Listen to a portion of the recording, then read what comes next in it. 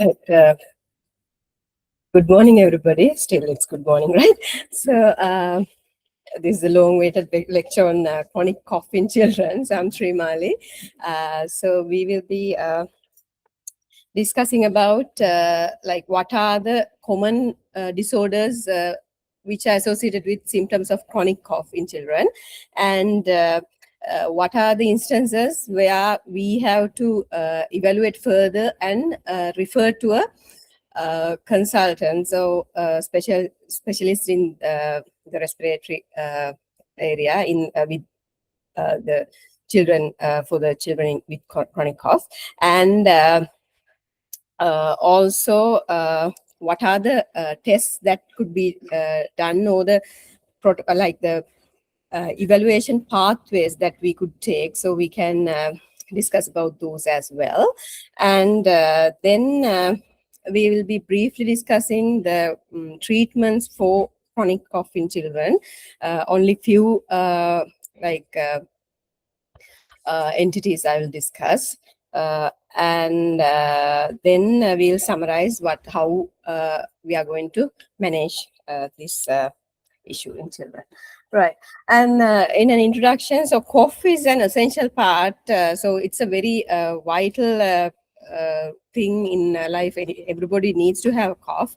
So it's a reflective, it's a reflex that is there to prevent aspiration, as well as to have your airway clearance. So you need to have that, but when it's prolonged and when it's troublesome only, you have to be worried, right? So chronic cough in children, definition wise, you could say in a up to a 14 year, like less than 14-year-olds, we take it as if the cough is going on for more than 14 days, then we call it chronic cough. Right. So it's a kind of a distinct entity rather from adult chronic cough, and the mainly the differential diagnosis there we consider are different to the adult population. And interestingly, about 18 to 30% of children who have been evaluated for this symptom, chronic cough, it is found to have there are sinister pathologies were found in about say almost 1/3 of, or 1/4 to 1/3 of children who are having chronic cough. So that makes that a kind of an serious issue. And other thing is, since the kids are developing, and their lungs are also developing, and there's time for them to reverse these pathologies. So though there's a chronic issue, if it's detected early enough, these sinister pathologies, some are reversible as opposed to these adult severe pathologies. So early detection is very important. And if we consider about the history we take when we meet a child like this, so there are types of, like we say, there's a normal cough which we can kind of disregard, reassure them, and but there are abnormal cough entities as well. So you have to differentiate these two, which is very important. And any healthy child could have a cough about 11 times per day. They have researched into this. They have given questionnaires and has gone through several histories and like gone through this, and it was found to have like the normal amount of cough could be there. It's said about 11 times per day. It's not a definitive, like clear cut thing. It could be even 12, 14, which could be normal as well, but up to 11 times it's a kind of a cutoff. So, and so if they tend to have, mainly in preschool age group, if they have back-to-back like upper respiratory tract infections, even they can get a bit of a cough here and there, and then like the parents would think that he's always coughing, but maybe in between times there are days that without any cough at all, maybe some usual cough which is essential, but that your persistent cough part is gone, but they perceive that as they has had this cough for a long time, but you have to be specific when you are taking the history and ask about were there days where your child didn't have any cough at all, kind of, and then did it recur. So then you can differentiate recurrent infections as opposed to this ongoing cough, right? And kind of an time where you have recurrent viral infections in the community, they can get about 6 to 10 viral infections at that time. So that is also normal. But we feel like it's like horrendous, like they have so many infections, and parents are really worried. So you have to get the history properly and reassure them in this kind of things. Also, we have to differentiate the cough entity from non-specific cough, which can be reassured, from the specific cough. So there are pointing factors toward this specific cough, right? So this is kind of an exhausting table where you have been shown about the pointers of specific cough. So if you go through this kind of quickly as possible. So there are if there are like wheeze is the most common thing. So if there are kind of monophonic wheeze in large airways, so monophonic wheeze, if that is there with an acute event, mainly maybe it's due to foreign body inhalation, right? And sometimes if there are external compressions with lymph node compressions and all that, also you can have monophonic wheeze as well. But mainly in your asthmatics you can have polyphonic wheeze, so it's a pointer for your asthma as well. But there's an entity called bronchiolitis obliterans, which can happen due to various things in kids, but one is post-infectious bronchiolitis obliterans. So post-infectious, if the infection is very severe, where it leads to airway remodulation and leading to this bronchiolitis obliterans, there also you would get wheeze, but usually it is polyphonic, but it's not reversible per se as your asthma. And if there are obviously crepitations and all, with the fever maybe, then you think about your acute infections like lower respiratory tract infections, pneumonias and all that. And if there's a daily wet cough, this is something to keep in your mind about, and we are going to discuss about that again. So if it's a persistent wet cough, where that's why you have to differentiate whether it's a repeated infections with better days in between, or else whether there had been a wet cough going on for some time, more than 14 days, and child could be quite well other than this cough, and he has been going to school and all that. But then again, it could be protracted bacterial bronchitis, which is a kind of not a very new entity, but very important one to consider in this childhood age group as well.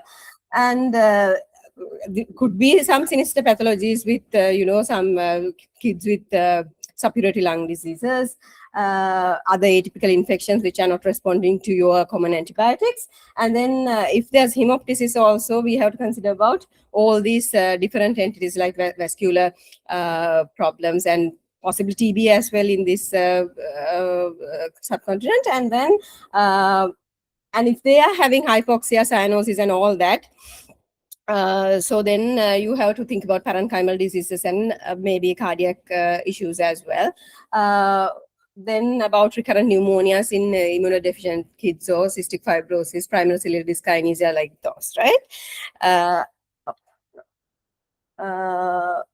Then some more to that as well, recurrent infections with immunodeficiencies and all that. So if there's poor growth associated with respiratory symptoms, you think about cystic fibrosis, like immunodeficiency and other severe lung diseases. If there's associated stridor and hoarse voice and all that, so airway abnormalities can be suspected. if there's a persistent purulent nasal discharge and all those things, and maybe a headache here and there, it could be chronic sinusitis, or else, as I mentioned, in primary ciliary dyskinesia also you can get sinus involvement, upper airway involvement as well. As I mentioned, cardiac abnormalities can lead to your respiratory issues as well. Right. So that's about the specific pointers for specific type of DDs. And there are classic recognizable types of cough. So you all must have heard brassy cough in a kid. Mainly, it could be due to acute infection like croup, which is a very common entity and can be treated, which could be mild or a bit of a severe one, which needs admission. And this brassy cough or a barking type of a cough can be there in a child who is having airway malasias, where there you have a narrowing of the airways. If the child's, there are cartilaginous rings in their airways, and those needs to be matured enough to hold the airway diameter while they are having this cough episodes and all that. So if they didn't develop this properly early in life, so then they could have this narrowing of airways. It could be your starting from your upper airway areas, like you will have heard about laryngomalacia, where you hear this distinct stridor. Likewise, when in your trachea and your bronchi, you can get this narrowing. So if there are narrowings, so then we call it malacia. So tracheomalacia, tracheobronchomalacia, or bronchomalacia, those things can happen. So these kids, when they get an infection, their cough would be a brassy, like this croupy like a cough. So maybe sometimes they can get repeated episodes of cough in a normal kid as well. But if they have a brassy cough each and every time they are getting an infection, then these infections are getting prolonged as well. So then you have to think about this as well, right? Also, if they cough out like cast-like things which are formed inside their small airways. So then you have to think about plastic bronchitis, which is not a very common one in kids as well. And if it's kind of a not a barking cough, but there's a horn-like quality to their cough after a few coughs, then you have to think about whether it's a tick cough or a kind of habitual cough as well. But having said that, you have to exclude other sinister pathologies just before jumping into these conclusions. Of course, if it's a paroxysmal one with a roof, we know it could be due to pertussis or parapertussis infections and all that. And there could be staccato cough in chlamydial infection, which are also not very common. And yeah. So what are the common etiologies in adults and children? So I said those are different. So mainly in children less than 14-year-olds, it could be post-infectious cough, which is bit prolonged than usual, and also could be asthma, which is the very commonest one. As I mentioned, protracted bacterial bronchitis, which is a wet cough ongoing for some time, for more than 4 weeks. Also chronic aspirations, if due to some reason, if they are having chronic aspirations, maybe not very obvious ones, with micro aspirations also you can get this recurrent cough, recurrent infections leading into cough and all. And also I have mentioned airway malasias and bronchiectasis. If they have bronchiectasis due to some reason, which would be there would be a persistent wet cough as well.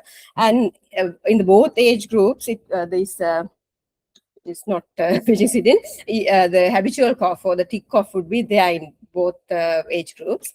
And in more than 14-year-olds, mainly adult, we consider as adult age group. So it could be also post-infectious cough or asthma. And they have commonly gastroesophageal reflux rather than in kids, and other upper airway cough syndromes, which we don't usually consider in kids, right? I will go into few cases, about 3 cases, just to give you an idea how to evaluate a kid who presents. These are bit of a common scenarios. Okay, right. So this is a 9-year-old female girl who has been previously healthy, and she has been immunized properly, and coming to your clinic with a dry cough for 5 weeks duration. Maybe there had been an upper respiratory tract infection before this cough. So everything has been back to normal apart from this cough, which is a bit of a worrying issue for the parents. And so you are going to ask about, obviously, in the history about the specific cough pointers to rule out these sinister pathologies, right? That's why we learned about that. So those are negative, fortunately. And her examination wise, she's okay. Respiratory wise, you have listened to chest and all that. Those are okay. Previously, so you ask about previous history when they visited your GP or the doctors. Then examination wise, nothing has been found, and they have kind of said she's normal. So how would you evaluate this child? So there's a systematic approach to this chronic cough in children, mainly just to be sure about finding out these specific pathologies that would be a bit sinister. And it has been developed by the American College of Chest Physicians, as well as from the European Respiratory Society also. A similar guideline is there. So it has been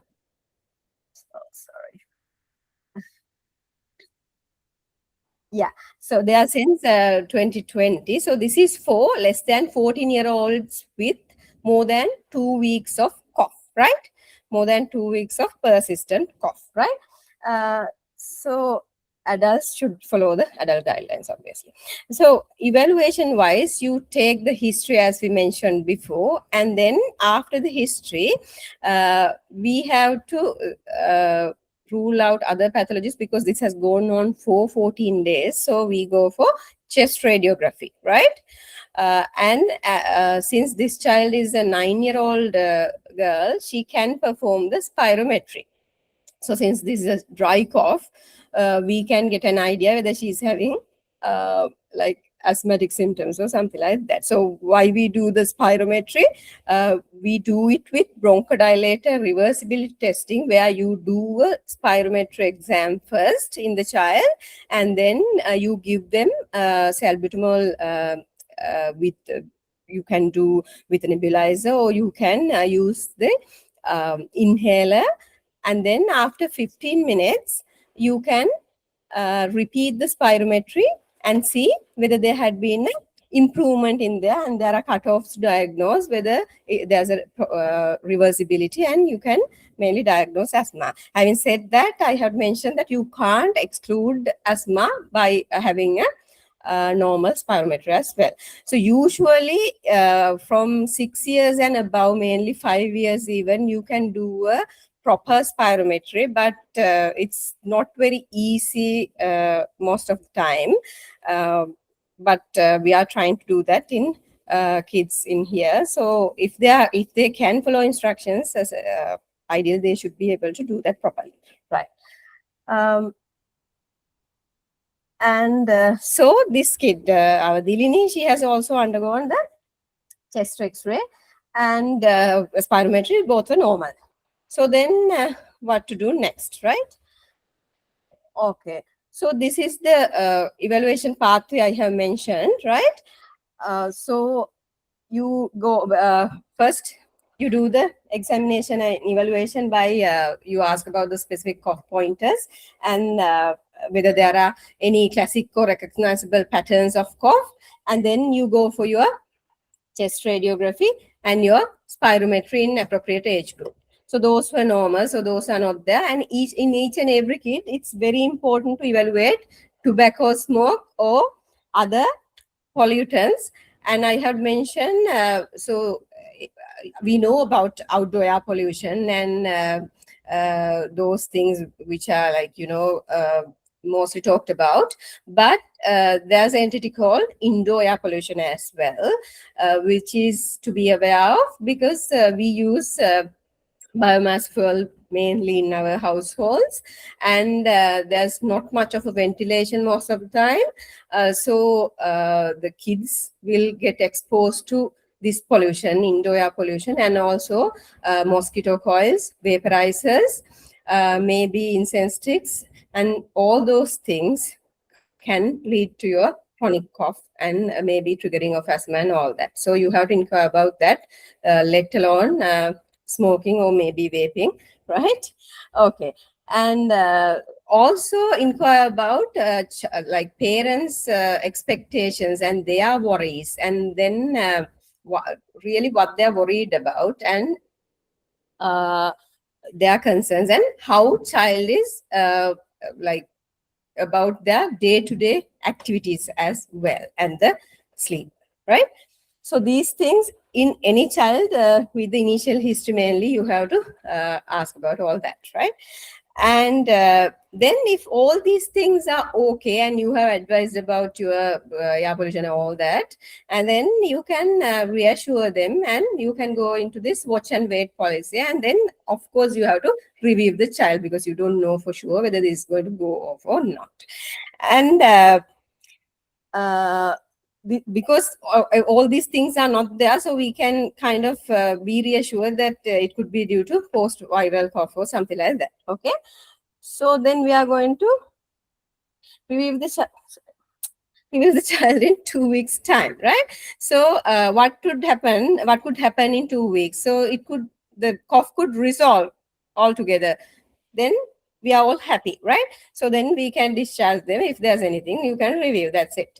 And if there's a persistent cough, but it's kind of non-specific, here there's a cough here and there, but child is quite well and all that, so then there are two pathways that you could take, where you can reassure the parents again, since there's nothing to worry about, so everything has been back to normal, but the bit of a cough is there, so you reassure them, and then ask to review in another 2 weeks time, right? And yet again, you have to go in this pathway as well, where you can start with a trial of inhaled corticosteroids as well, right? So, which is going to be a low dose one, not for a 5-year-old, right? So, something very appropriate. And so, you are going to ask them to do it properly, and then you review them in about 2 to 4 weeks time. That's okay, right? Then so the cough has resolved. Then what do you think? Maybe it's asthma which has responded to your inhalers. Maybe it's not. Maybe it's something which is an acute infection or acute inflammation which has going on for some time, which has, however, responded to your inhaled corticosteroids. Or else the cough has resolved on its own, but you, on top of that, you have been giving your inhalers. So all these three scenarios could be there, right? And if it has not resolved at all, then you have given enough time, if they have done it and if they have done it properly. So then you have to stop it and see, because there's no point of just continuing saying that, oh, you all not have done it properly or something. So you have to stop it, and then you have to review the child with all those previous questions, and then see whether something has been changed, or else then you have to take another pathway to see what this is like, right? And if there are specific cough pointers after that as well, right, then you can think about your specific all those DDs as well, right? Okay. So in her case, it has been okay. So it has been resolved after this watch and wait policy. So that's the most common presentation with post-viral cough. right? So post-viral cough, post-infectious cough would be there for about 1 to 2 weeks, mostly about 1 week's time or so it would resolve, but in some kids it would go for about 3 to 4 weeks time as well, in about 10% or so.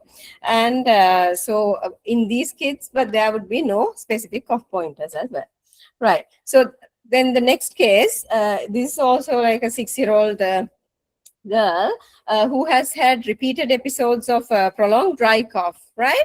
With past two during the viral seasons mainly. And in between times, she has been quite well and she has been growing normally. There had been a history of itchy skin rash, right, since infancy. And while examining, you hear a expiratory wheeze as well. So you have tried with nebulizations, which has been okay, right? So it has resolved with nebulizations. So we asked about the previous history of wheezing or history of nebulizations and all that, and your family history and all these things come in play in here.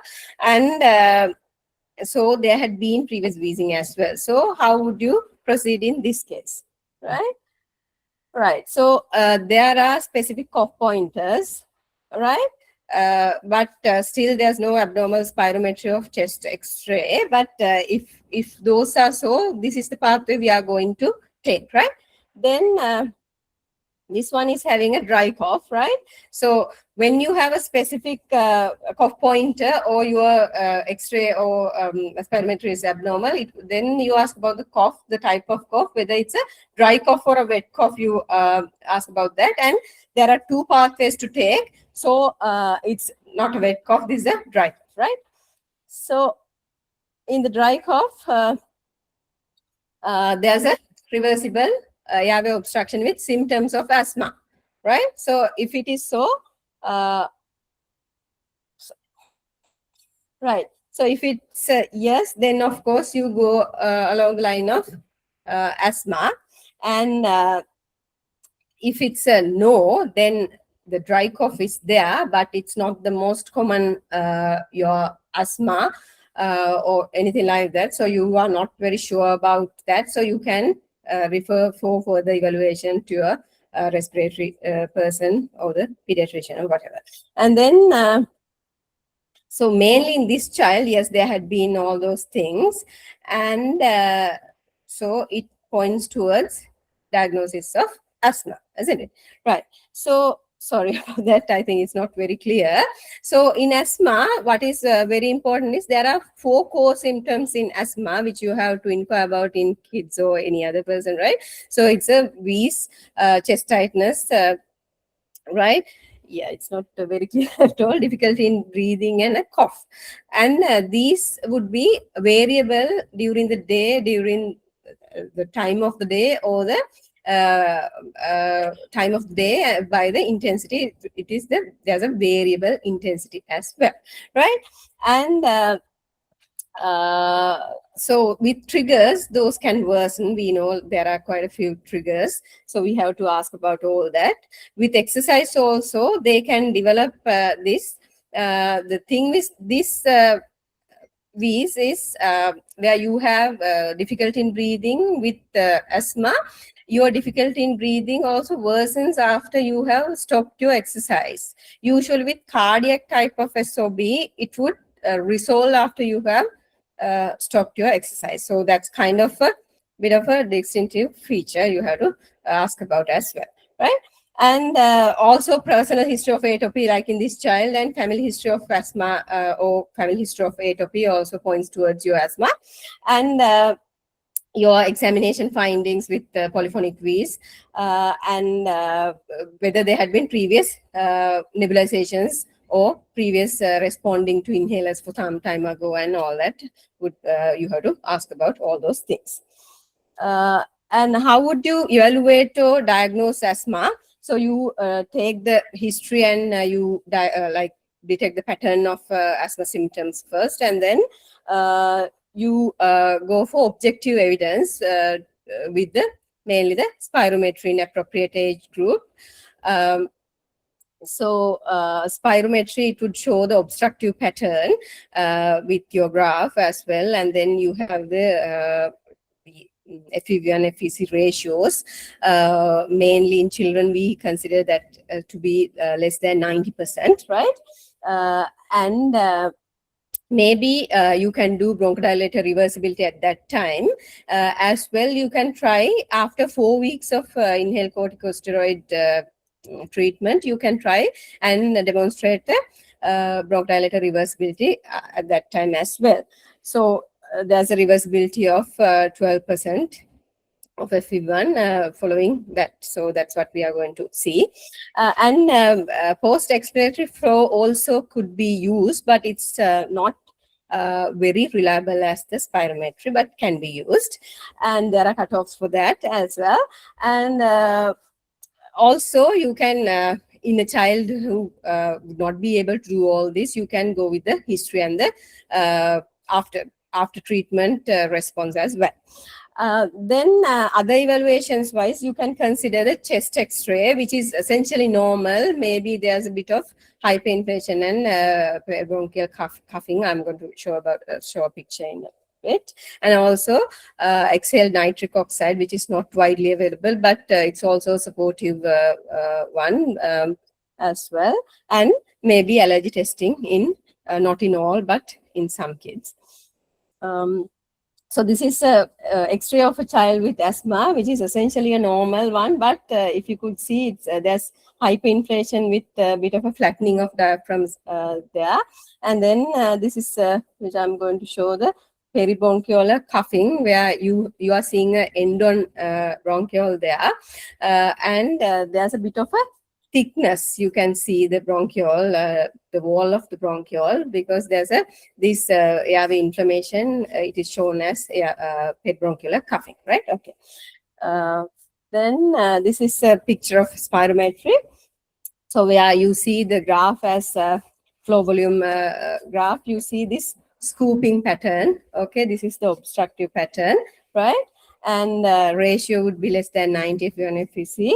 And there's a FEV1 improvement after post bronchodilator spirometry. 12% improvement would be there. So this is the diagnostic criteria, right? Okay. So asthma management, I'm not going to discuss here, maybe for another lecture. Okay, right. So so we have gone through a history of a child who's quite okay with post-viral cough, and that the next one has had a bit of asthma, which is a very common entity, the commonest chronic disease in childhood, right? Okay, so then this is a 3-year-old, like a kind of a preschool kid who has been a quite healthy boy. He's coming with a 6 weeks cough with a rattling like quality to that cough, right?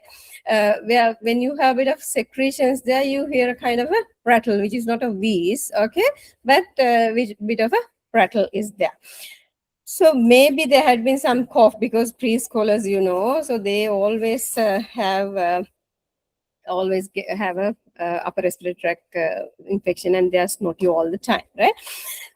And he also coughs in clinic, which you can appreciate this rattling quality of the cough as well. Your examination is quite normal. He's kind of playful and all that. So his work of breathing is okay. You cannot hear any preps or anything like that, though you hear this rattle while he's coughing. And there's no digital clubbing. And his chest X-ray is normal, because you are going to ask about all those initial history symptoms, and then you are going to do chest X-ray. But unfortunately, in this child, you can't do the spirometry. A 3-year-old cannot. And in Sri Lanka, for some reason, our kids couldn't do when they're about 9 years old. So we are just trying, but they're not cooperative enough. But some are doing, but you know. So anyway, and so what are you going to do about this kid, right? Are you going to reassure, since he's playful and all that, just a bit of cough, so reassure the mother and send, or are you going to do something?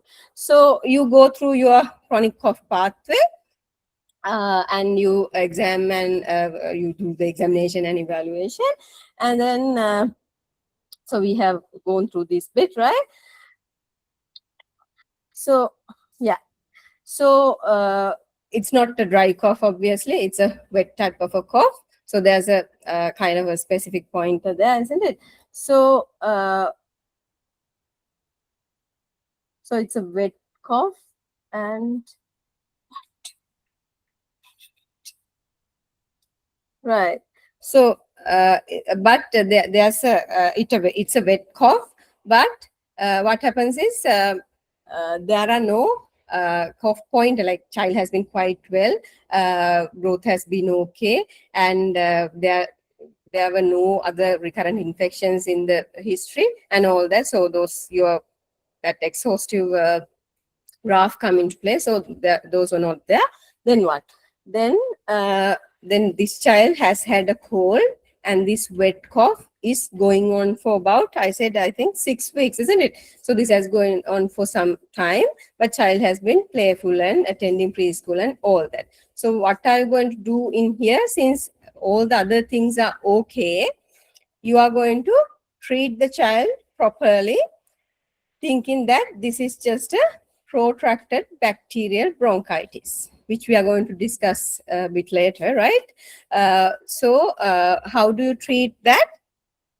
So ideally, you should give 2 weeks of oral antibiotics. So most common organisms are responsive to your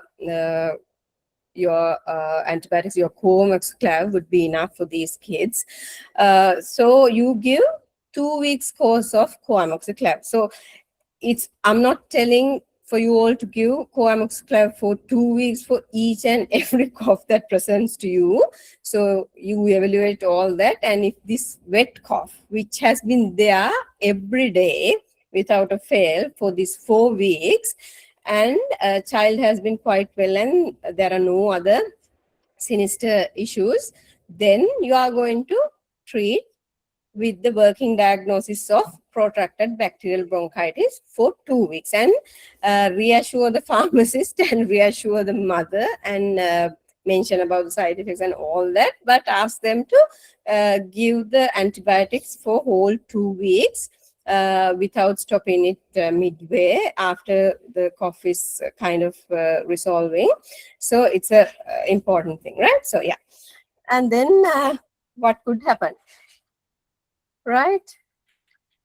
So after you have given proper antibiotic course, so the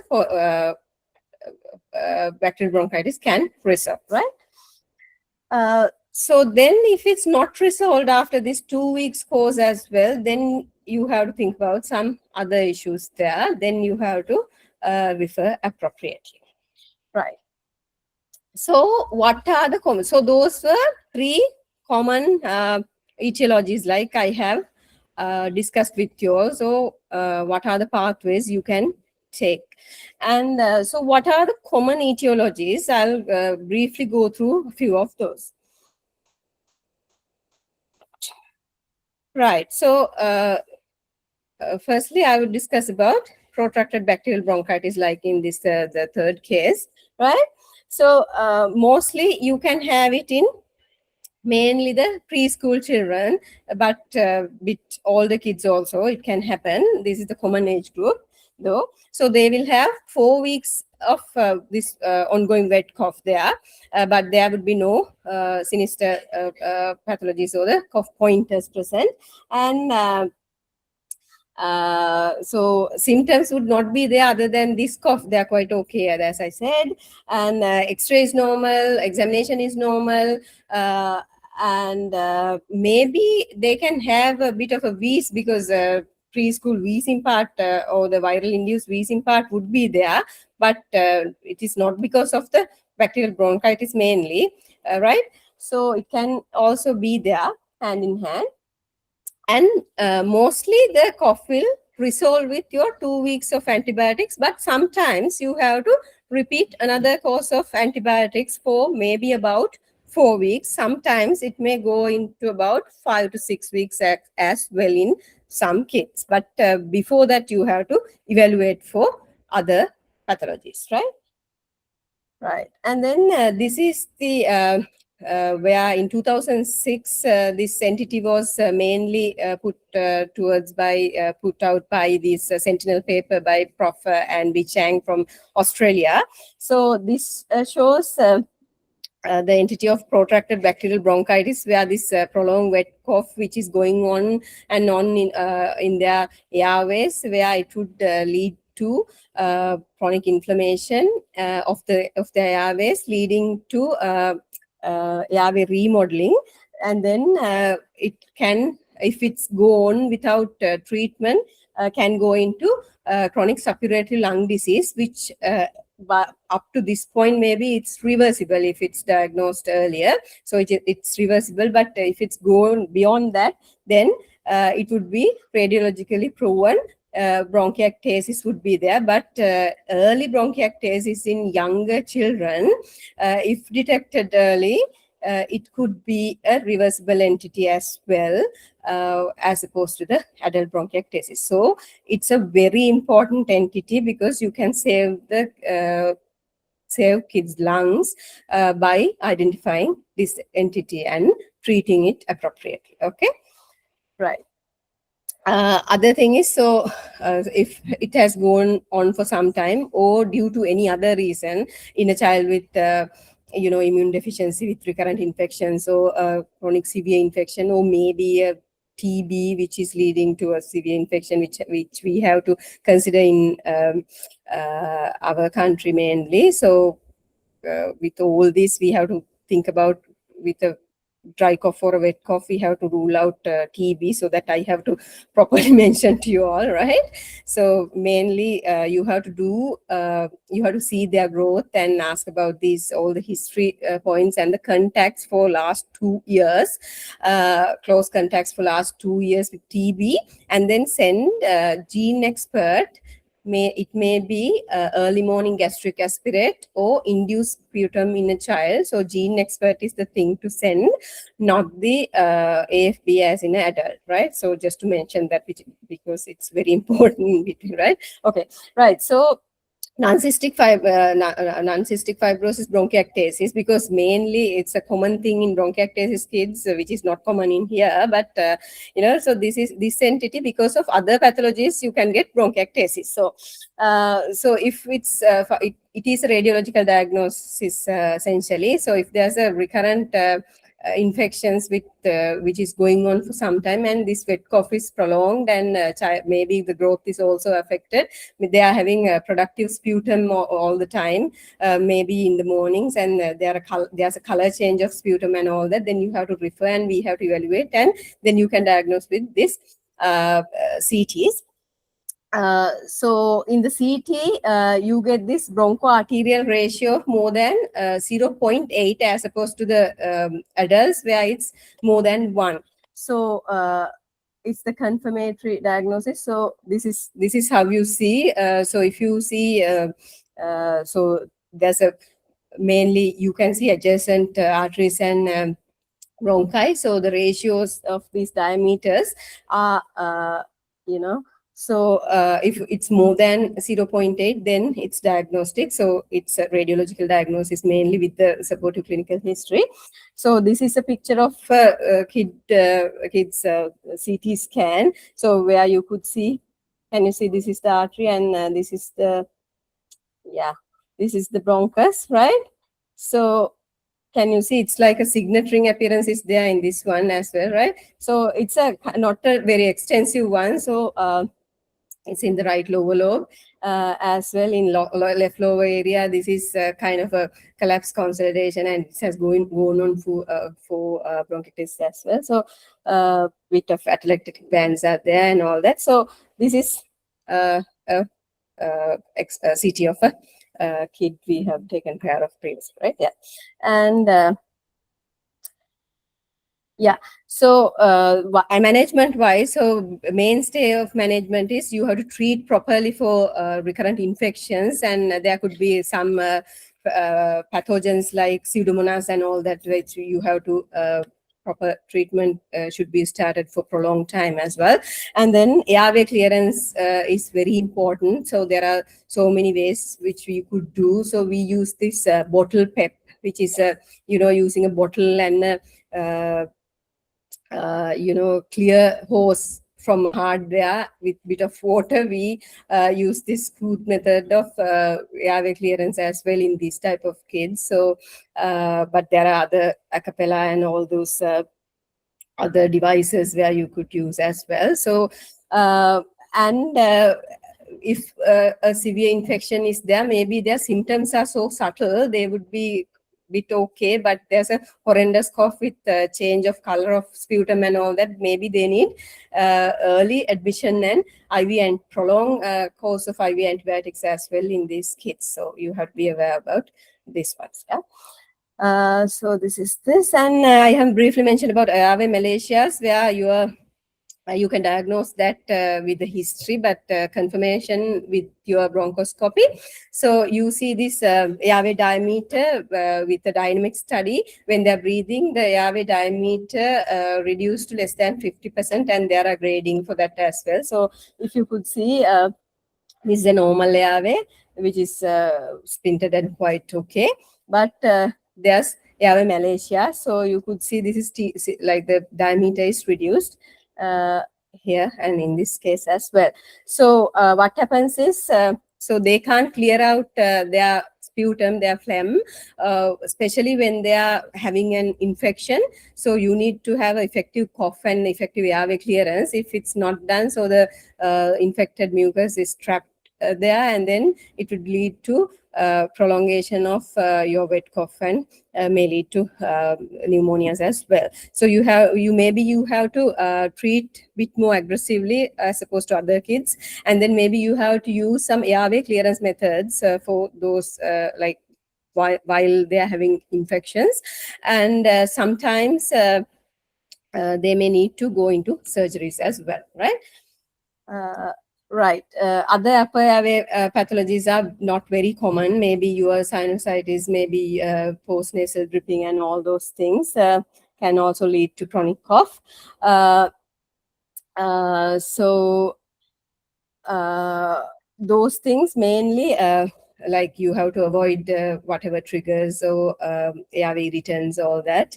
And maybe intranasal steroids, treatment for allergic rhinitis, those things you can try with these upper airway pathologies, right? And other entities, your dysphagia with a bit of aspiration. This may be there in kids with some neurodevelopmental issues as well, or maybe if they has had a history of tracheoesophageal fistulas, or there's a H-type tracheoesophageal fistula which is unseen initially. So these things can happen with this type of kids. So the diagnosis would be with video fluoroscopic swallowing study, which is not yet done in here, but which can be arranged if needed in due course. Yeah, and so you have to refer them appropriately for evaluation and management. So yeah, so you have to prevent these recurrent aspirations. Maybe they would need thickening of their fluids and all that, and then maybe they would go into some permanent different feeding methods like NG tubes, or even fundoplication and peg insertion may be required for some kids to mainly protect their lungs and all that, right? Right. So, okay, I think, yeah, we have gone through this bit. And finally, so your somatic cough, which is a functional cough, or kind of a thick cough, you could say, which is with a bit of a type of a, like I said, like a horn type of a horning quality to that as well. So we had a child today actually in our clinic who's in grade 5, yeah, and has had a bit of an infection, and this cough has been going on for some time.